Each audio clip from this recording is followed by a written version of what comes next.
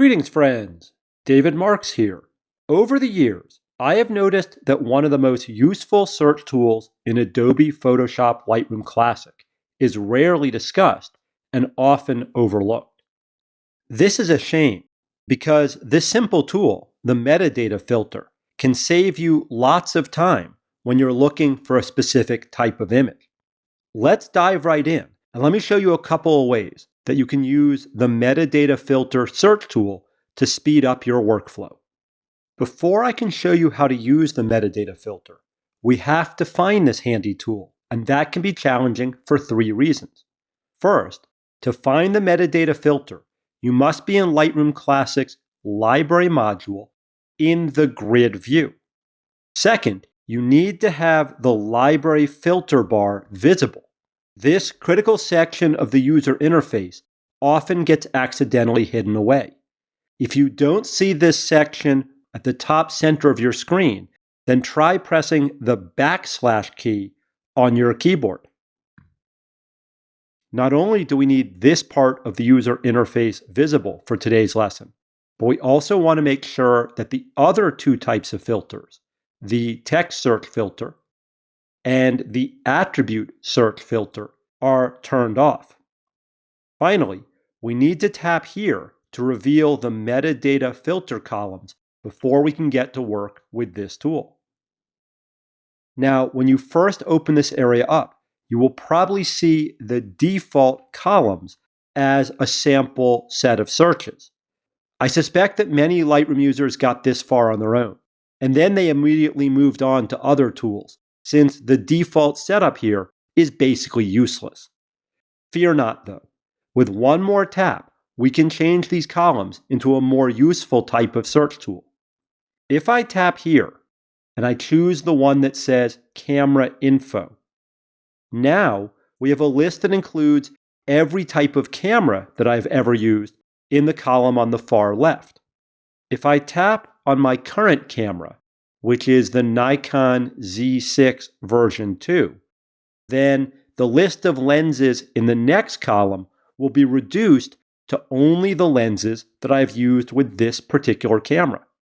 As soon as I choose one of the Nikon lenses, then the next column over, the focal length column, adjusts itself so that it displays only the focal lengths that fall within this lens's range. And with just a few more taps, I can find this portrait that I shot with this particular lens at 190 millimeters focal length with a tiny bit of fill flash. What I want to point out here is that I found this portrait without wasting any time scrolling through my entire catalog, and I didn't have to type a single word.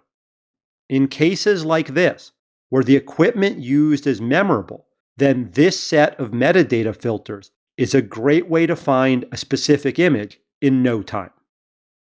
Let me change metadata filter presets and show you another scenario. This time, I'm going to choose the exposure info preset, and then I'm immediately going to switch around one of these columns. Instead of focal length for the left-hand column, I'm going to tap here and switch this one to camera. I'm doing this so that I can choose a specific camera model again to begin my search. This time, I'll choose my old Canon 5D Mark III, and now I want to look for all the images that I shot with this specific camera at ISO 3200. From there, I'm going to skip over the aperture column. I'm going to hunt for all of the images that I shot in the 10 to 15 second shutter speed range, since those are likely to be my nighttime shots.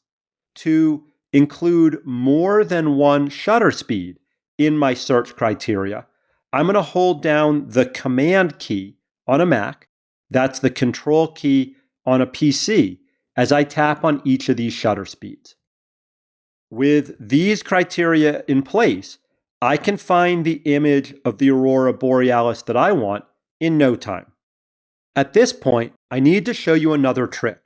Although I'm happy with the results here, my brain tends to remember things like which camera, what ISO, and what shutter speed I might have used more than my memory of specific aperture settings.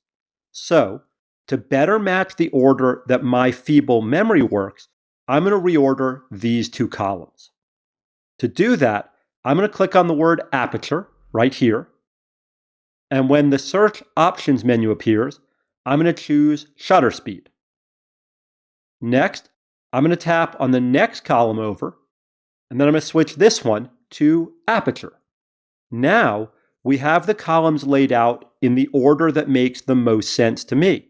And since I use this set of search criteria fairly often, I'm going to save this arrangement of columns as a new metadata filter preset. To do that, I'm going to tap here where it says Custom Filter. And then from the bottom of this flyout menu, I'm going to choose the option that says Save Current Settings as New Preset. In here, I'm going to name this one Camera, ISO, Shutter Speed, Aperture. Once I'm happy with the name, I'll tap Create. And now, if I want to do this kind of search again in a few days, then all I have to do is to tap here to bring up the metadata filter, and then tap here to pick that one from my list of filters. And this is the heart of this tutorial. What's included in Lightroom Classic from the factory for metadata filter presets, they're fairly useless. But once you understand how this search tool works, then you can create new sets of columns that you are likely to use for searches that you actually do again and again. Now, I'm sure that some of you are saying, isn't this just like Smart Collections? And the answer is yes. This feature and Smart Collections overlap. But Smart Collections are more complicated to create. The beauty of the metadata filter preset is that these are simple to create, and they are a great time saver when you find yourself doing the same type of search over and over again. I hope that you found this video helpful. If you learned something today, then please hit the subscribe button and leave us a like or a comment down below. Thanks for watching, and I'll see you in our next tutorial.